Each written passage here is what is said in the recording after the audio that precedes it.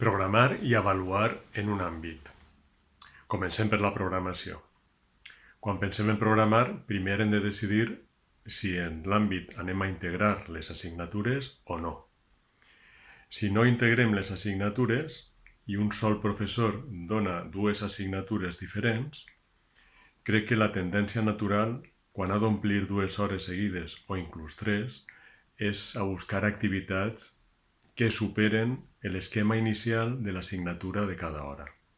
Per tant, en resum, si treballes sense integrar assignatures, fes la programació com l'has feta tota la vida de cada assignatura. Però crec que per l'experiència que tenim, al llarg del curs trobaràs la necessitat de buscar un altre tipus d'activitats que te portarà, crec que naturalment, a buscar la manera de fusionar les assignatures. La segona possibilitat, per tant, és fusionar les assignatures. En aquest cas, crec que la millor possibilitat és a través de projectes de treball. Els projectes de treball, per a programar-los, s'ha de partir d'un esquema. Un esquema que s'anomena últimament Canvas, llençol. Hi ha un exemple, per exemple, en la pàgina web de Conecta 13. En aquest esquema, en aquest Canvas, es parteix sempre del producte final. Primer que he de pensar és quin producte vull que elaboren els meus alumnes.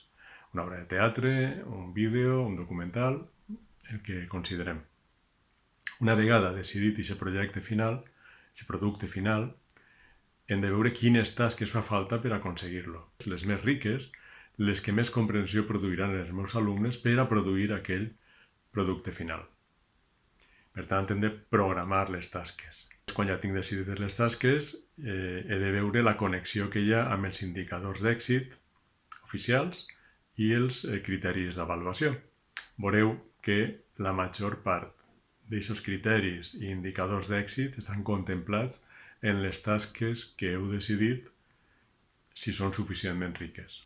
Finalment, decidiu quin materials i quines necessitats tecnològiques per a desenvolupar el projecte. I tindreu feta la programació. Per avaluar, igualment, si no integrem les assignatures, avaluarem com sempre hem avaluat. Hem de tenir en compte que aquest tipus d'avaluació tradicional motiva a través de la nota. Tots els alumnes que no consideren això una motivació adequada no estaran motivats, com sempre. Si integrem les assignatures i treballem per projectes, la motivació es desplaça al producte final. És a dir, els alumnes normalment treballaran no per una nota, que també, molts d'ells, sinó per quedar bé, per mostrar una imatge positiva de si mateixos en la presentació pública, en l'exposició pública dels productes que elaboren. Una obra de teatre, per exemple, si has de representar-la davant d'un públic, la voldràs fer bé, no voldràs fer-la mal i quedar mal i que la gent s'avorrisca i no t'aplaudisca. Aquesta és la motivació inicial, principal. Per tant, l'avaluació en els projectes és continuada. Cada una de les tasques per arribar al producte final és avaluat, normalment a través de rúbriques.